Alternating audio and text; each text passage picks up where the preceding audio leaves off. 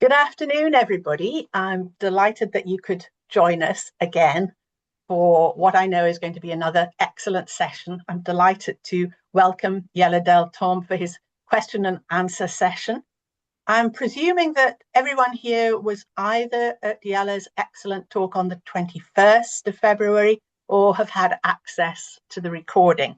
If you haven't yet seen it, the link's on the Dorothy Dunnett Society website.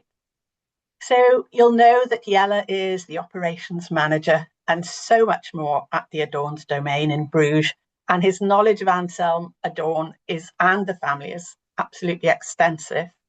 He shared some fascinating insights into Anselm's life and legacy, and we've had some really searching questions from members in response.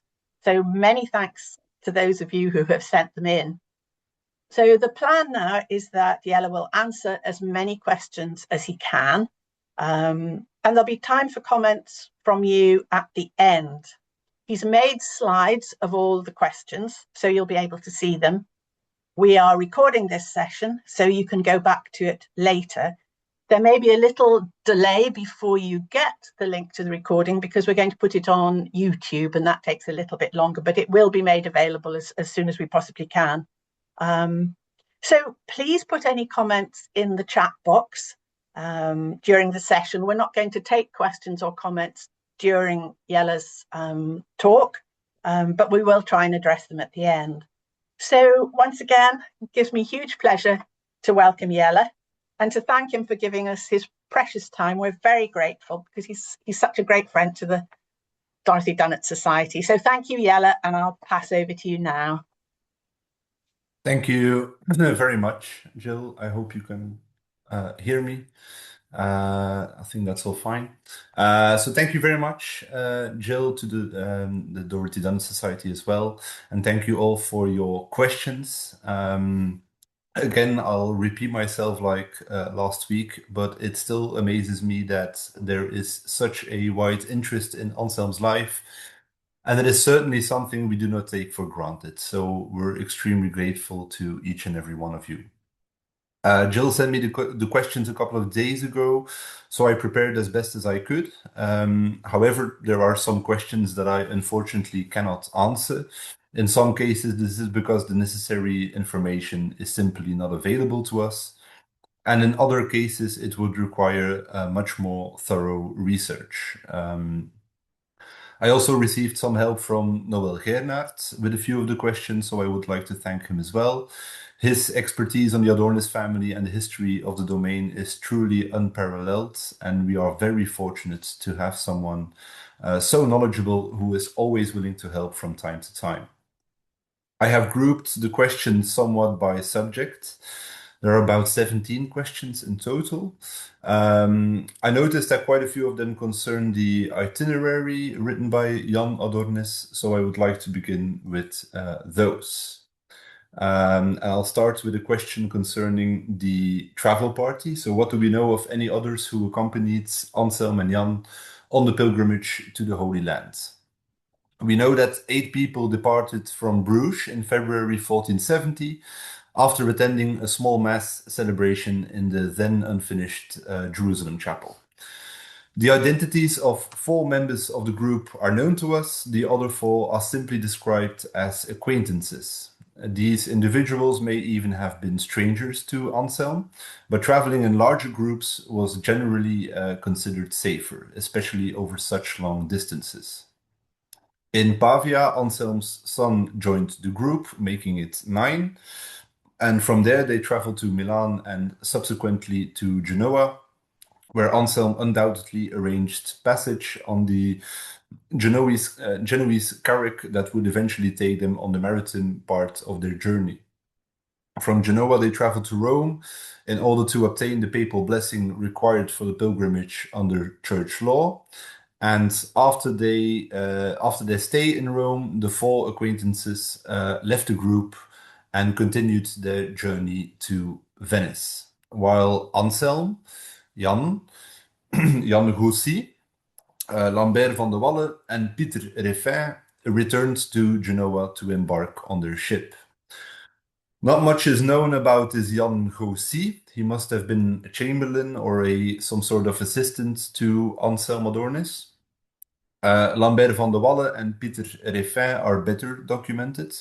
Both were inhabitants of Bruges, and they belonged to the commercial elite of the city. I found a document in the city archives dated 1454, which records that Peter Adornes, Anselm's father, sold a house not far from the Jerusalem chapel. And this document was signed by a city councillor named Pieter Réfin. However, it is unlikely that this was the same man who later joined the pilgrimage. It is more probable that this was his father, who carried the same name. What is particularly interesting, however, is another document I encountered, a contract dated the 27th of July 1485, so 2 years after Anselm's death. In this contract, Jan Adornes, so his son, commissioned the master craftsman Cornelis Tielman to produce a tomb for his father and mother to be placed in the Jerusalem chapel. The tomb we all know stands there now. What's interesting about this is that this contract was also signed by both Lambert van de Walle and Pieter Réfin. This is significant because it demonstrates that Jan Adornes, Lambert van de Walle, and Pieter Réfin were still in contact 15 years after their pilgrimage together. Incidentally, the name Van de Walle is also the family name of Peter I's wife, who was Anselm's grandmother, but I couldn't find a direct link between Lambert van de Walle and this Van de Walle. That's the first question. It brings me to the next question. Please do interrupt me if you have any comments or questions. That's perfectly fine. This was the second question, so that the book was almost certainly handwritten by Jan, but I wonder if that's correct. Is it the original or a copy? Is the lettering Jan's or from a later scribe? It's a very good question, and to be perfectly honest, we're still not entirely sure or certain whether the manuscript preserved today represents the original text. In 1978, Professor Jacques Heers and Georgette de Gruer transcribed the manuscript currently held in Lille, France, and translated it to French. Professor Heers suggested that this manuscript was not the original, but rather a 15th century copy. One of his main arguments was that the manuscript appears relatively plain. It lacks the kind of decoration or illumination one might expect from a luxury manuscript intended for a royal recipient such as the King of Scotland. He therefore proposed that the manuscript might represent a later copy, possibly containing additions by Jan Adornes. But this interpretation was later questioned by Henri Platel, a medieval historian from Lille. Platel argued that the passages attributed to Jan Adornes were in fact part of the original composition. He also suggested that the version intended for the king may have actually been shorter. Professor Paul Trio follows Platel's interpretation. What we can say with certainty is that the manuscript used by Heers dates from the 15th century. Several pages contain a watermark in the form of the letter B, which refers to Bruges, which means it was made in Bruges. So we're not sure. That's the conclusion, I suppose. Question 3. I will need your help for this question. So are there any sources, such as a will, that give details of specific possessions owned by Anselm? Dorothy Dunnett mentions painted Syrian pottery. I wondered whether she read about such things or simply conjectured that they would have existed given the family pilgrimages. So I'll need your help. I remember a few years ago I was contacted by a reader of Dorothy Dunnett who mentioned a particular piece of Syrian pottery as well. At the time I did some research and I found something, a vase that appeared to correspond with Dunnett's description, but I'm afraid I lost the description. So there are a number of documents describing the possessions owned by Anselm. However, there is very little concrete evidence concerning objects that may have been brought back from the pilgrimage or items that were commissioned afterwards in Bruges. What we do know is that trading in relics and Eastern artifacts was quite popular in the Western regions as France, Germany, and the Low Countries during the 14th and 15th century. And so this vase I found a few years ago is this one. If I'm not mistaken, but this is really a question I'm not too sure about, this was the vase described in one of her novels. As I said, I don't longer have the original description, so I cannot confirm this with certainty.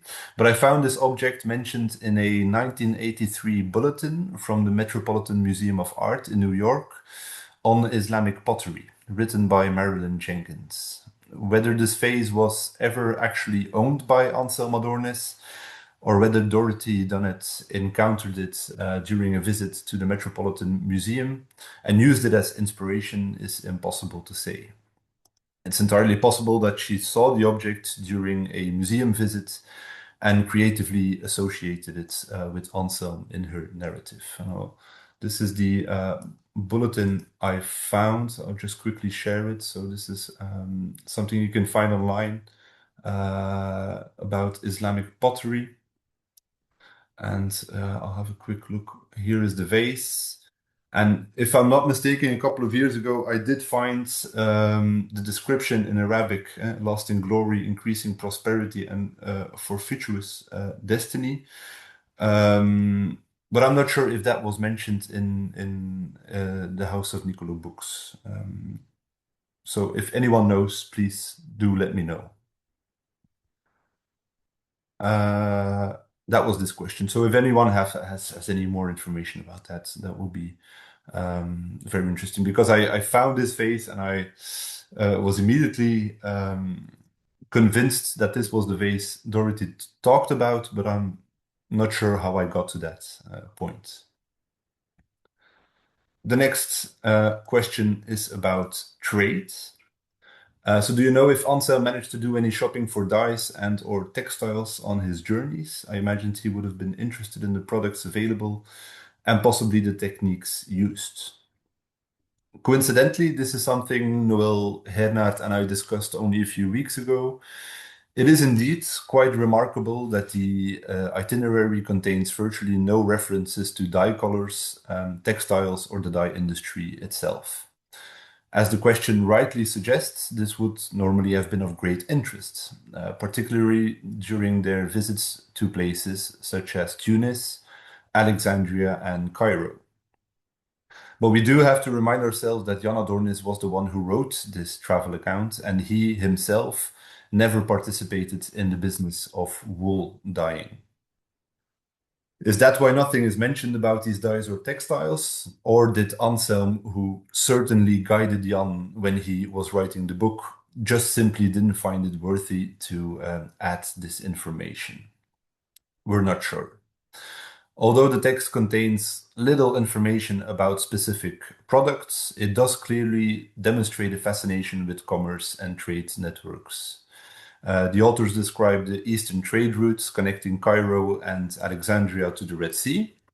They discuss customs procedures and taxation systems, as well as the great trading caravans that cross the deserts, counting thousands of camels in one instance. They also describe the colors, metals, bazaars, and souks they encountered, and they carefully examine various coins, compare them with Phoenician ducats, and even reproduce one of them in a drawing. The markets of Jerusalem are mentioned as well as the slave markets in Jifrikin. Unfortunately, however, there is almost nothing about dyes or textile production. I think those were the three main questions about the pilgrimage, or the four questions.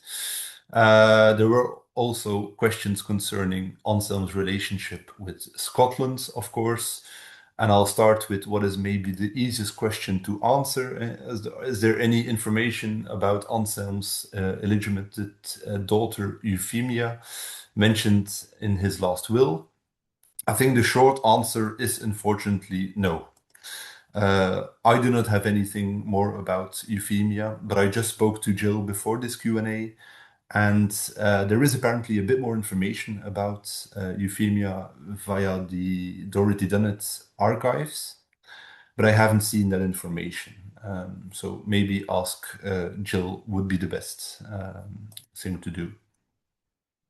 In Anselm's will, which was written in Scotland, he leaves certain property to her. But beyond this brief reference, as far as I know, we have no additional information about her identity. It's certainly a topic that would merit further investigation in the future. Then I have 3 questions grouped together. So question 6, after he went into exile, how did Adornes make provision for his children both before and after his death? How was he able to keep the Jerusalem church in the family's possession? And the Scots vocabulary, I think that was the will. Could we see that more fully, perhaps? Well, the first of these can be answered primarily through Anselm's final will.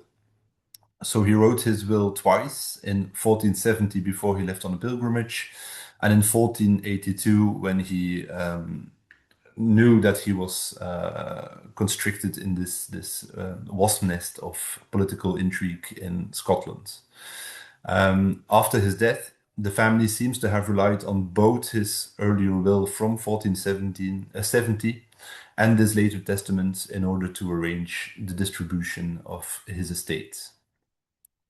Both documents, however, were written in Latin. The later will, dated 7 December 1482, was acknowledged in the presence of several witnesses, including the chaplain Henricus Herkel, Thomas Forrest, and I'm sorry for butchering the names, but Wilhelmus Macalzi, I think, and some others. The codicil was written and signed by the priest of Linlithgow, Johannes Skellat, I think. In order to keep the Jerusalem chapel, the family businesses, and the various houses within the family, a number of agreements were concluded between Anselm's children. Several documents dated the 13th of March 1483 describe how the various houses and properties belonging to Anselm were distributed among them. The majority of these possessions, however, were inherited by Jan Adornes, the eldest son, and the patronage of the Jerusalem chapel, as well as several houses surrounding the chapel, also passed to him.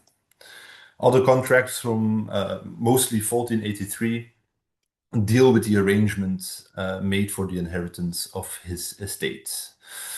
Unfortunately, Anselm's final will is preserved in a very poor condition. It is in the city archives. I went to have a look this week, and it's extremely difficult to read. Even Noel has trouble reading it, and he reads these documents as fast as we normally read. Producing a complete transcription of the document would probably take several weeks, I'm afraid. But it's something that we still can do, very much so. I think these were the 3 questions, mostly important, mostly related to Scotland. We'll go to Bruges. And this first question, do you have any insight into Anselm's character from what you have discovered? How did Anselm make such an impact on James III in such a short period of time? He was clearly a very charismatic character, and likely he did his homework and therefore knew what would please James III. Can you expand upon what perhaps made Anselm so likable? I think it's a very interesting but very difficult to answer question. As I mentioned in my lecture last week, it's not easy to reconstruct what kind of person Anselm Adornes truly was. We can make a lot of educated guesses based on the sources available to us. but these documents rarely allow us to form a complete picture of someone's personality. That being said, I fully agree that it is remarkable how much influence Anselm appears to have had on the Scottish king in a relatively short period of time. This may partly be explained by the fact that James III was quite young at the time and perhaps more easily influenced. But it may also have been significant that Anselm Adornes was a foreigner, someone who was not directly involved in the political intrigues that surrounded the king from an early age. He was an outsider. I do not believe that it was ever Anselm's intention to become a close friend to the King of Scotland, but there was undoubtedly a strong sense of mutual respect between them. From the sources we have, he appears to have been very charismatic and highly perceptive, and he seems to have possessed a remarkable ability to read people and to understand very well where the boundaries lay in different social and political situations. A good example of this can be found during his encounter with the Duke of Milan. It was probably never Anselm's intention to remain in Milan for more than 1 or 2 days. Yet this charismatic foreign visitor, who spoke Italian fluently and carried the safe conduct issued by Charles the Bold himself, clearly made a strong impression. He was not only friendly and sociable, he was a capable hunter, someone who enjoyed good company, good food, and fine Italian wine, and an engaging conversationalist. At the same time, he must have also been a highly intelligent man. This becomes evident in the travel account itself. Although it was written by his son Jan, it would be surprising if Anselm had not given clear or very clear instructions about what should be included. The text contains constant references to ancient philosophers, musicians, and contemporary intellectual life. They knew about the journey Marco Polo made, and they constantly make a reference to him as well. It represents a man who can truly be described as a homo universalis, someone with a broad interest in politics, history, and culture. Yet, alongside these intellectual qualities, he must have also been a determined and pragmatic businessman. Over the course of his life, he acquired property in both West and East Flanders and became a very respected member of the urban elite of Bruges. At the same time, we should not forget the dramatic events that followed the death of Charles the Bold. During the political upheaval that followed, Anselm was arrested, tortured, and publicly humiliated in Bruges before eventually fleeing to Scotland. One can only imagine the personal impact this must have had on such a man. He had spent his entire life contributing to the prosperity of the city, and to find himself treated in this way must have been deeply painful. I suspect he was a very proud man, and his final years after this humiliation would certainly deserve further research. Yet he was also a courageous individual. At one point, he even faced Jacques de Lalaing in a jousting tournament, one of the most feared knights of the 15th century. But I will return to that later. His courage is also evident in the way he confronted his own death in 1483. A report describing the murder recounts how soldiers surrounded the monastery at North Berwick, and Anselm, immediately realizing that his fate was sealed, stepped outside to face these soldiers, but instead of pleading for his own life, he asked them to spare the lives of the sisters who were living in the monastery. Taken together, these fragments suggest a man who was intelligent, socially skilled, ambitious, proud, and courageous. Someone capable of moving comfortably between different worlds. The mercantile networks of Bruges, the courts of Europe, and the devotional landscape of late medieval pilgrimage. Much more could undoubtedly be said about Anselm's character, but I believe it is something that future research will continue to explore.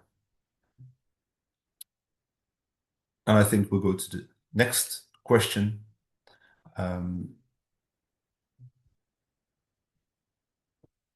which I found very interesting. And I'm quite curious to know who asked it and what prompted it. What do we know about the Sersanders family related to Anselm? The Sersanders were a well-known family, primarily based in Ghent. And the first direct connection I was able to identify concerns Margaretha Adornes, one of Anselm's younger sisters, who married a man named Daniel Sersanders. Margaretha was the youngest daughter of Peter II and Elisabeth Braderick, which means that Daniel Sersanders was Anselm's brother-in-law. The couple had a son named Anselm Sersanders, or Anselmus Sersanders, and it seems quite plausible that Anselm Adornes himself may have served as the child's godfather, which was the habit of the time. There are several documents that refer to this branch of the family. One example is from 1454. In this document, Peter II signs an arrangement with his sons and with Daniel Sersanders, acting on behalf of his wife, concerning the inheritance of Elisabeth Braderick, Peter II's wife. There's also another document that may relate more directly to the question being asked, a document dated the 31st of August 1483, refers to this Anselmus Sersanders, described as captain of the palace and burgh of Linlithgow. In this record, he sells property to Johannes Mackenzie, a citizen of Linlithgow, with both the bailiff and the chaplain of Linlithgow acting as witnesses. And I think Jill told me about the link between Anselmus Sersanders and Euphemia as well. I think Jill has more information about that as well. Another interesting detail that has to do with the Sersanders family is the earliest known illustration of the Jerusalem chapel, which you can see here. This is from 1641, and it was produced in the 17th century by Antonius Sanderus, who was himself descended from the Sersanders family. This illustration appeared in his famous work Flandria Illustrata, a historiographical and topographical publication that contained historical descriptions of the principal towns and villages of the county of Flanders. So, as you can see, there are indeed several intriguing connections between the Adornes family and the Sersanders family. And the next question will return to the fight, the jousting tournament Anselm had with Jacques de Lalaing. Where would it have been? I think the question was submitted by Deborah Conway. And it's an episode that certainly illustrates Anselm's courage. Jacques de Lalaing, for the people who don't know, was a knight of the Order of the Golden Fleece and was widely regarded as one of the most formidable knights of the 15th century. According to several accounts and later legends, he traveled throughout Europe seeking worthy opponents, yet very few could defeat him. We know relatively little about the specific tournament in question, but I did find a reference to it in the Chronieken van Vlaanderen, a Middle Dutch manuscript written in the second half of the 15th century. Although the chronicle focuses primarily on events in Ghent, it also briefly mentions a jousting tournament organized by Anselm Adornes himself in 1447 near the castle of Male. The tournament was apparently intended as a friendly competition, although it almost ended in tragedy when Anselm nearly killed one of his friends. It was during this event that Anselm also faced Jacques de Lalaing. The chronicle does not specify the outcome of the encounter, but given Jacques de Lalaing's formidable reputation, it seems reasonable to assume that he was ultimately the victor, as he so often was, although Anselm was quite good at it as well. Then I've combined the next three questions again. The Jerusalem church was around in Anselm Adornes' day, and I said that the family did not live there, but at their place on the Ververdijk. But Dunnett talks about a hotel Jerusalem, and the passageway from the Jerusalem church leads to another part of the Adornesdomein, which is what Dunnett presumably means. What was the relationship between the family home at the Ververdijk and the Adornesdomein? The next question is, what is the connection between the current Hotel Adornes in Bruges to the Adornes family? And last but not least, a very good question. I constantly use the term Jerusalem Chapel, but Dunnett and others use the Jerusalem Church. Why the difference? It is indeed true that most people, especially the inhabitants of Bruges, still refer to the building as the Jerusalem Church. Over the past few years, however, we've been making a conscious effort to change this terminology, since the building is in fact officially a chapel. Historically, the term Jerusalem Church has been widely used in publications, brochures, and tourist material. It is therefore not surprising that Dorothy Dunnett also adopted this description in her work. Nevertheless, we prefer to use the term Jerusalem Chapel because it more accurately reflects the nature of the building. The chapel is not a public parish church, but a private foundation of the Adornes family.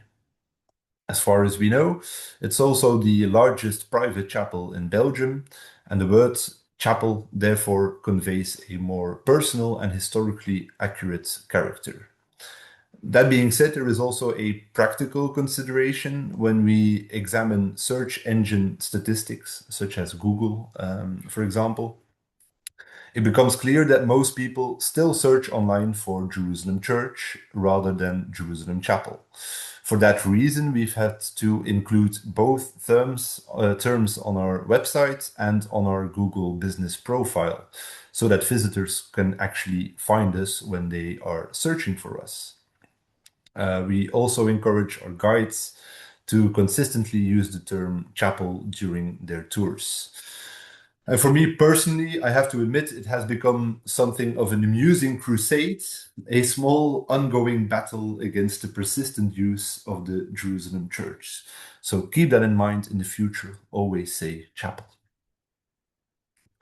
Regarding the first question about the link between Ververdijk and Adornesdomein, yes, when Dorothy Dunnett refers to Hotel Jerusalem, she is in fact referring to the private residence of the Adornes family that is connected to the chapel. So I'll keep this, I'll have this map again. So number 4 is the chapel, which is here directly linked to the private house, the Adornes house.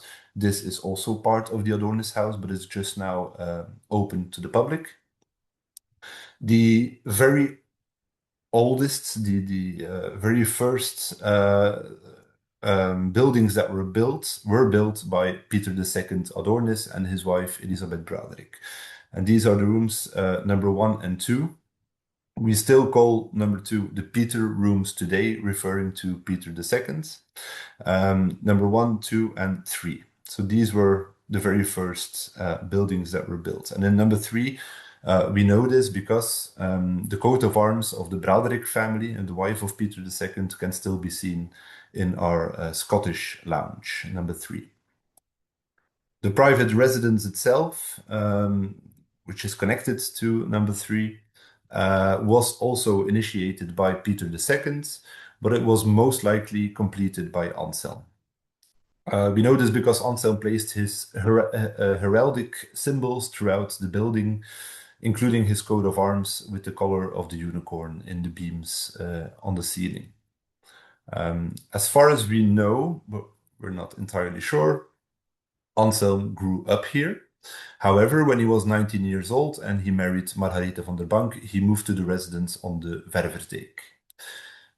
Interestingly, and that's number 2, and the connection with Hotel Adornes and this place, there is an actual Hotel Adornes just 5 minutes down the road.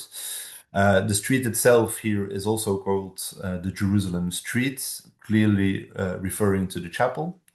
And when I first started working here a few years ago, one of my first questions was why this hotel was named Hotel Adornes. It turned out to be perhaps the first and possibly the only question that Noël Hernat could not answer, which I was very proud of.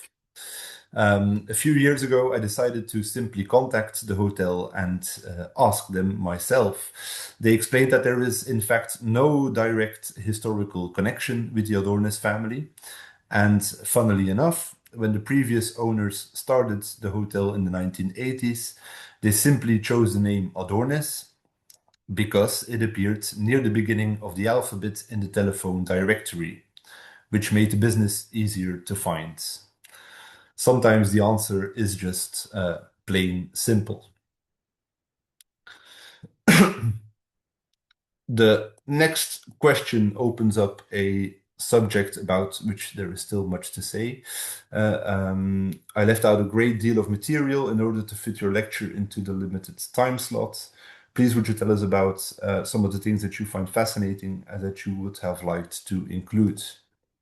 I think one of the most interesting parts that is often overlooked is Anselm's legacy in the centuries that followed. At the Adornesdomein, we are fortunate enough to preserve a remarkable collection of religious heritage that was specifically created for the Jerusalem chapel. Chalices, ciboria, candlesticks, and other liturgical objects. And when we finish the museum in September, we will finally be able to show a lot of these objects. When it comes specifically to Anselm himself, one of the most intriguing aspects of his life, which I did not discuss last week or 2 weeks ago, is his diplomatic mission to Persia. During this mission, he traveled together with Lodovico Severi, who, if I am not mistaken, but please correct me if I'm wrong, also appears in Dorothy Dunnett's House of Nicolo series. And I will try to briefly summarize this journey because it is quite interesting. Charles the Bold was an ambitious ruler.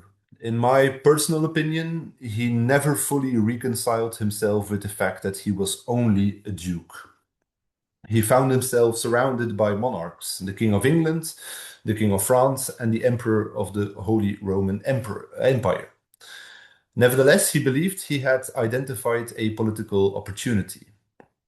At the time, the Ottoman Empire was rapidly expanding. The vast Muslim army had conquered Constantinople in 1453 and was steadily advancing towards Western Europe. Charles the Bold reasoned that he might lead a campaign against the Ottomans, but such an undertaking would require a powerful ally. If he were to align himself with any of his immediate neighbors, France, England, or the Holy Roman Empire, those rulers would inevitably claim the greater share of the prestige. Charles therefore sought an alternative partner, and he turned his attention to Persia. The Ottomans threatened Persia as well, albeit from the opposite sides of the continent. Charles the Bold therefore entrusted his close associate Anselm Adornes with a diplomatic mission to Persia. The objective was to meet Shah Usun Hassan and persuade him to join an alliance against the Ottomans. An envoy of the Pope, Lodovico Severi, accompanied him on this journey. Their route led them through the Low Countries and Germany to Poland, where Anselm was entrusted with an additional diplomatic task. This task concerned the famous painting The Last Judgment by Hans Memling, painted between 1467 and 1471. The artwork had been seized by Polish privateers in the North Sea. The ship carrying it belonged to the Medici family, which we all know. And alongside the painting, other valuable cargo belonging to the papacy had been taken as well.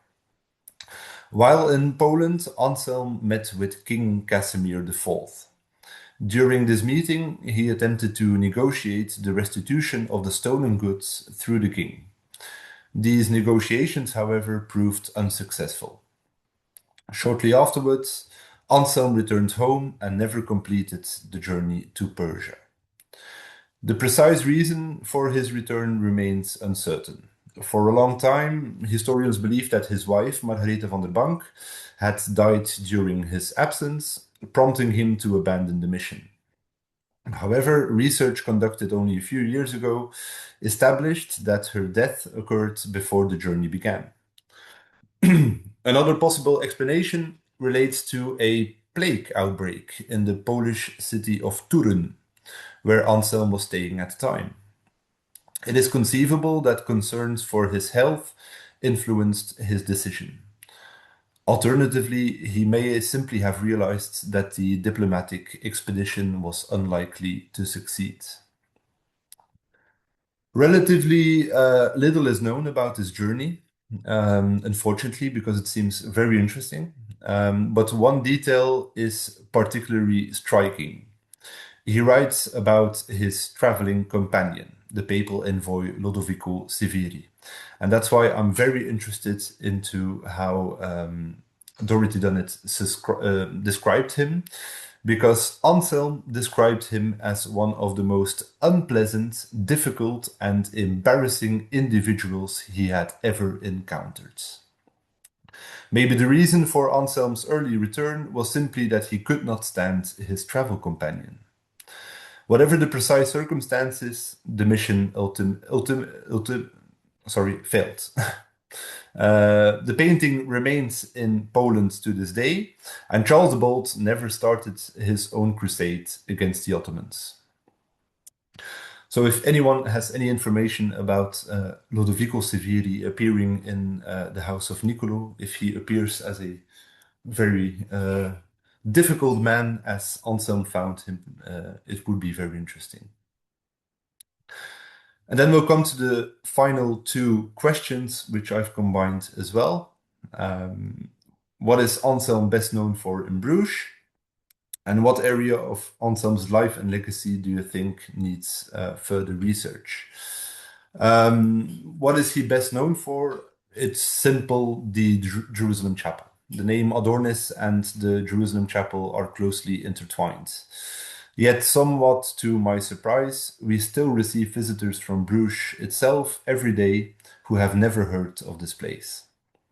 The Adornes family is primarily known for owning the chapel, and in everyday language, it is still commonly referred to as the Jerusalem Church or the Adornes Church.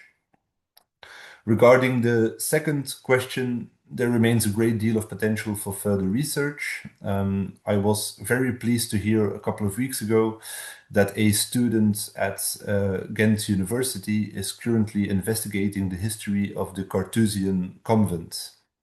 Their monastery was destroyed at the end of the 16th century, after which the monks took up residence on the Adornesdomein between 1584 and 1609. During this 25-year period, the Jerusalem Chapel and the entire estate were administered by Carthusian friars.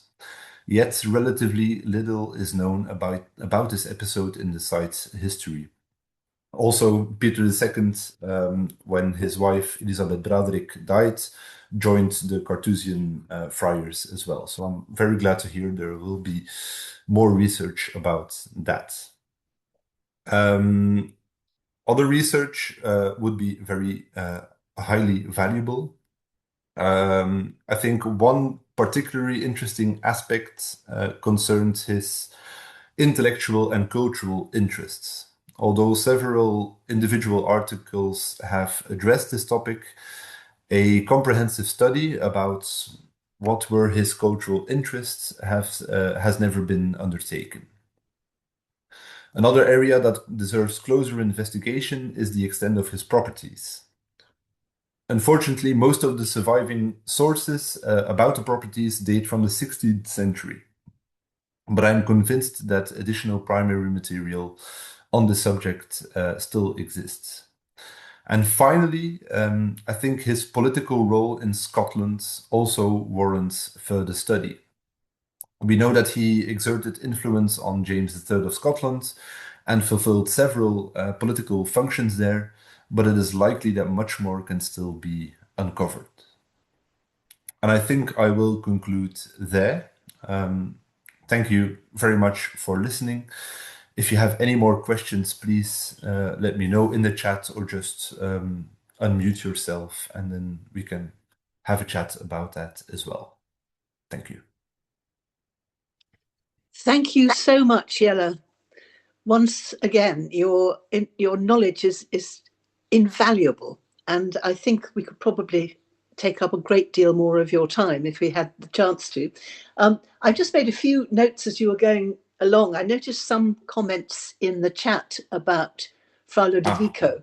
He's a recurring character throughout the House of Niccolo. He plays quite a significant part at times in the plot, and also really comic value, because Dorothy Dunnett depicts him as utterly repellent physically, with some equally repellent habits. Although he only drinks water, his first interest in any situation seems to be to make for the nearest food.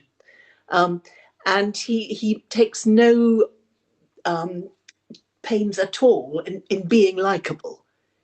Okay. You have to take him as you find him, or as Anselm may have done, reject him as you find him. So as Sharon has said, Caprice and Rondo particularly is interesting, although he appears many times before that. But Caprice and Rondo towards the end of the series.